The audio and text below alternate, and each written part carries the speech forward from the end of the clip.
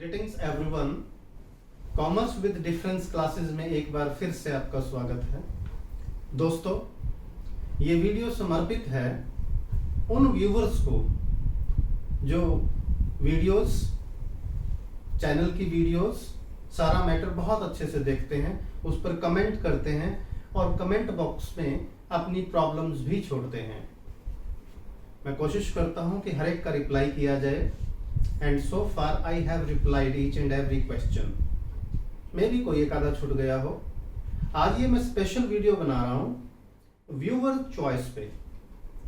Viewer choice का मतलब क्या है कि एक व्यूअर हमारे हैं, मैं उसका नाम भी बताना चाहूंगा, कृष्णा। उन्होंने अकाउंटिंग इक्वेशन चैप्टर की 3 ट्रांजैक्शंस भेजी हैं मुझे। ट्रांजैक्शंस बेहतरीन हैं। मुझे लगा कि डायरेक्ट रिप्लाई करने से अच्छा है इस पर एक वीडियो बनाया जाए ताकि इन जो प्रॉब्लमेटिक ट्रांजैक्शंस हैं इनके बारे में सभी को जानकारी हो। तो this video is dedicated to my viewers, the viewers of my channel. चलिए शुरू करते हैं। क्वेश्चन अकाउंटिंग इक्वेशन का है। दोस्तों, आप चाहें तो साथ साथ पेन कॉपी लेकर बैठें और साथ साथ अटेम्प्ट करते हैं क्वेश्चन। चलिए, नॉलेज भी बढ़ेगी, प्रैक्टिस भी होगा। तो सबसे पहले अकाउंटिंग इक्वेशन का परफॉर्मा बना लें। आप हेडिंग दे दीजिए अकाउंटिंग इक्वेशन।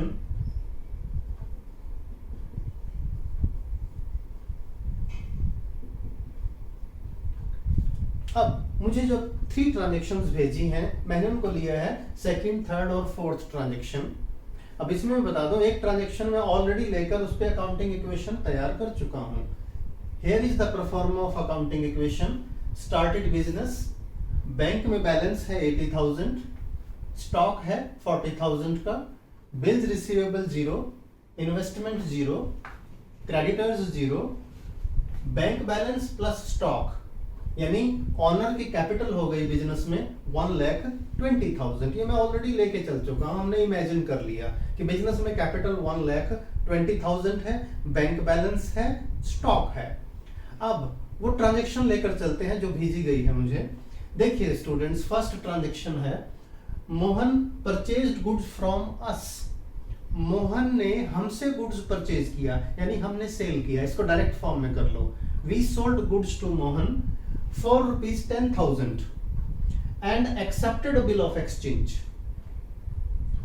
मोहन को हमने 10,000 रुपीज का गुड्स सेल किया और बदले में हमें बिल ऑफ एक्सचेंज यानी बिल्स रिसीवेबल मिला। अब स्टूडेंट्स ध्यान से सुनना, हालांकि इस ट्रांजैक्शन में एक कमी है, ये मेंशन्ड नहीं है कि गुड्स की कॉस्ट क्या थी।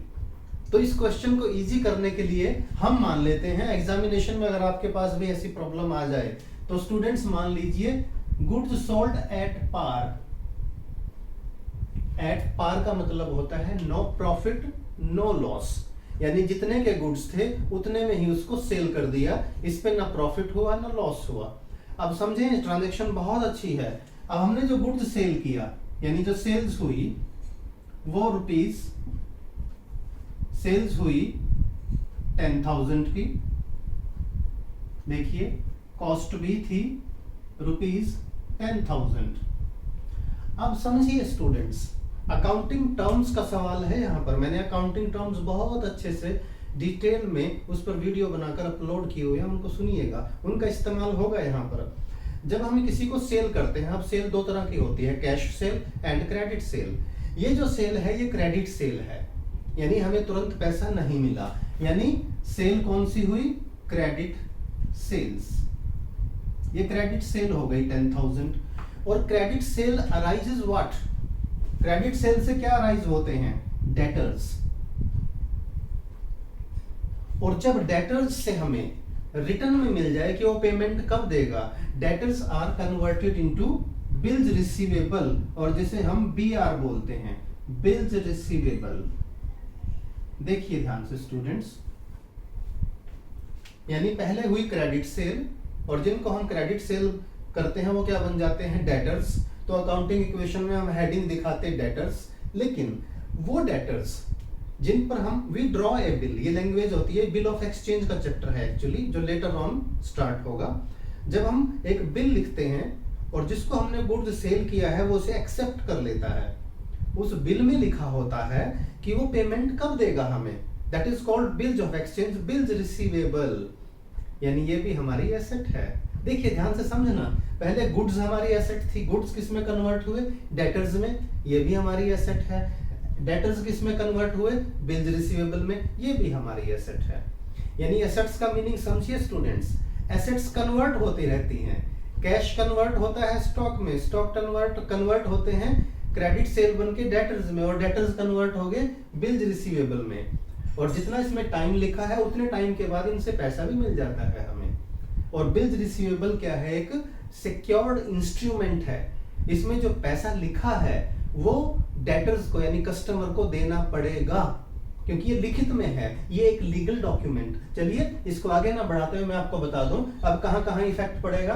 10,000 का हमने गुड्स सेल किया, transaction number 2, sold goods, 10,000 rupees minus हो जाएंगे स्टॉक से,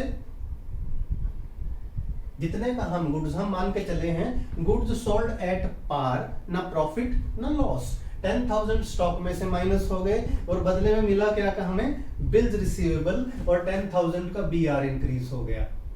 इससे पहले जो हमने क्वेश्चन किए हैं स्टूडेंट्स उनमें डेटर्स होते थे, लेकिन अब डेटर्स किस में कन्वर्ट हो गए, यानी डेटर्स से जब हम कुछ लिखित में ले लेते हैं पैसा कब मिलेगा तो डेटर्स बन जाते हैं बिल्स रिसीवेबल, और ये भी हमारी एक एसेट है, करंट एसेट है। तो बैंक पर कोई इफेक्ट नहीं, इन्वेस्टमेंट पर कोई इफेक्ट नहीं, क्रेडिटर्स पर कोई इफेक्ट नहीं, कैपिटल पर कोई इफेक्ट नहीं, क्योंकि यहाँ ना प्रॉफिट हुआ है ना लॉस हुआ है। तो जब दो ट्रांजैक्शंस हो जाती हैं तो हम क्या करते हैं students, we calculate new equation. अब देखिए new equation, bank balance, new equation कैसे देखिए, बैंक बैलेंस सेम रहा 80,000 प्लस स्टॉक में से कम हो गए 40 minus 10 30,000 plus bills receivable 10,000, investment पे कोई इफेक्ट नहीं, क्रेडिटर्स नो चेंज 0, कैपिटल है 1,20,000। तो इस तरह से फर्स्ट ट्रांजैक्शन हो गई स्टूडेंट्स। सेकंड की तरफ बढ़ते हैं, purchased securities for ₹15,000 in cash. अब सिक्योरिटीज क्या है, अब समझिए स्टूडेंट्स, जो पैसा यानी अपनी सेविंग्स का हम अपने बिजनेस में लगाते हैं उसे कैपिटल बोलते हैं, और अपने बिजनेस का पैसा, लैंग्वेज ध्यान से सुनना बेटा, अपने बिजनेस का पैसा जो हम किसी दूसरे बिजनेस में यानी दूसरी कंपनीज के शेयर्स वगैरह में लगाते हैं उनको बोलते हैं, शेयर्स को बोलते हैं सिक्योरिटीज, शेयर्स या डिबेंचर्स। क्यों, क्योंकि हमारे बिजनेस में फालतू पैसा है, एक्स्ट्रा इनकम अर्न करने के लिए हम क्या करते हैं, किसी दूसरे बिजनेस के शेयर्स सब्सक्राइब कर लेते हैं, उनको परचेज कर लेते हैं ताकि बदले में हमें डिविडेंड मिले। जैसे बैंक से इंटरेस्ट मिलता है, शेयर्स पे क्या मिलता है, डिविडेंड मिलता है। तो हमने क्या किया, 15,000 की सिक्योरिटीज या शेयर्स भी लिखा हो सकता है यहाँ पर, हमने कैश में खरीदी।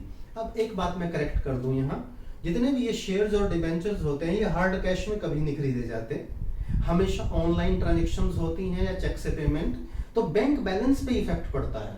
तो यहां मान के चलें, इसे करेक्ट कर लें कि पेमेंट बाय चेक, यानी हमारा बैंक बैलेंस अफेक्ट होगा इससे। देखिए तो इसका इफेक्ट कहां पड़ेगा, सिक्योरिटीज का।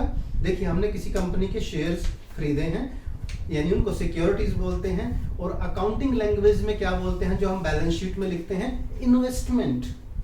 किसी दूसरी कंपनी के शेयर्स या डिबेंचर्स में जब हम अपने बिजनेस का पैसा लगाते हैं in expectation of earnings, that is called investment. तो देखिए स्टूडेंट्स, इन्वेस्टमेंट हमारी एसेट होती है और इन्वेस्टमेंट इंक्रीज हो जाएगी कितने से, 15,000 से, और इतने ही अमाउंट से हमारा बैंक बैलेंस माइनस हो जाएगा।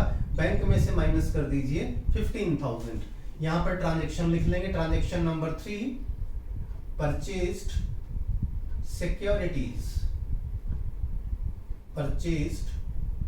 सिक्योरिटीज, बैंक बैलेंस कम हो गया, स्टॉक पे कोई इफेक्ट नहीं, बीआर पे कोई इफेक्ट नहीं। एक तरफ बैंक बैलेंस कम हुआ है, दूसरी तरफ हमारी दूसरी एसेट इंक्रीज हो गई, उस एसेट का नाम है इन्वेस्टमेंट। क्रेडिटर्स पे कोई इफेक्ट नहीं, कैपिटल पे कोई इफेक्ट नहीं। फिर से क्या करेंगे, we have to calculate new equation, यहां लिखेंगे न्यू इक्वेशन। देखिए बैंक बैलेंस, अब इन दोनों को देखना है, ऊपर वाले को मत देखिए। 80 माइनस 15 65,000 प्लस स्टॉक पे कोई इफेक्ट नहीं 30 प्लस बीआर पे कोई इफेक्ट नहीं 10 प्लस हमारी इन्वेस्टमेंट हो गई 15,000, कोई इफेक्ट नहीं क्रेडिटर्स पे, कोई इफेक्ट नहीं कैपिटल पे। देखते जाइए students. Transaction number 4, last transaction बहुत इंटरेस्टिंग है। Received dividend on securities. अब ये डिविडेंड क्या है देखिए, समझिए स्टूडेंट्स इसको। जैसे बैंक में जब हम पैसा डिपॉजिट करते हैं, चाहे वो सेविंग अकाउंट हो या फिक्स डिपॉजिट अकाउंट हो, बदले में जो मिलता है वो इंटरेस्ट होता है। और जब हम अपने बिजनेस का पैसा किसी दूसरी कंपनी के शेयर्स में लगाते हैं, वहां से जो रिटर्न होती है, वहां से जो इनकम होती है, दैट इज कॉल्ड डिविडेंड। अब डिविडेंड हमें कैश में नहीं मिलता, याद रखना स्टूडेंट्स। जो कंपनी डिविडेंड देती हैं वो डायरेक्ट हमारे बैंक अकाउंट में ट्रांसफर कर देती हैं। यानी डिविडेंड की वजह से क्या होगा, हमारा बैंक बैलेंस प्लस हो जाएगा एक तो, और दूसरा ये एक इनकम है, इसकी वजह से हमारी कैपिटल इंक्रीज हो जाएगी। तो इस ट्रांजैक्शन का इफेक्ट यहां लिखेंगे, रिसीव्ड डिविडेंड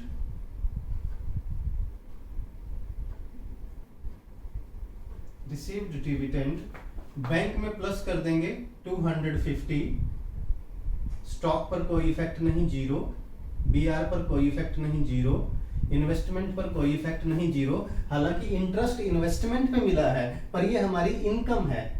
इसकी अगर आप जर्नल एंट्री पास करोगे ना students, bank account debit to dividend account, income है ये। एक तरफ बैंक बैलेंस बढ़ गया और दूसरी तरफ डिविडेंड, क्योंकि इनकम है, इसकी वजह से हमारी कैपिटल इंक्रीज होगी। लाइबिलिटीज में कोई इफेक्ट नहीं, यानी क्रेडिटर्स पे, और इससे 250 रुपीज हमारी कैपिटल में जरूर ऐड हो जाएंगे। अब हमारी जो फाइनल इक्वेशन होगी,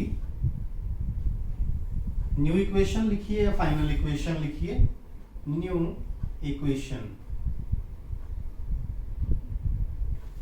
65,000 plus 250, 65 250 plus 30,000 plus 10,000 plus 15,000, creditors nil, capital 1,20,250। तो स्टूडेंट्स ये था व्यूअर्स चॉइस पे एक वीडियो जो मुझे करने में बहुत मजा आया। And once again thanks to Krishna and other viewers also जो डिफरेंट क्वेश्चंस रेज करते हैं और मैं उनका रिप्लाई करता हूं। Thank you very much. Video अच्छा लगे तो लाइक कीजिएगा, सब्सक्राइब कीजिएगा, फ्रेंड्स के साथ शेयर कीजिएगा, और चैनल अभी तक सब्सक्राइब नहीं किया तो इसे सब्सक्राइब जरूर कीजिएगा।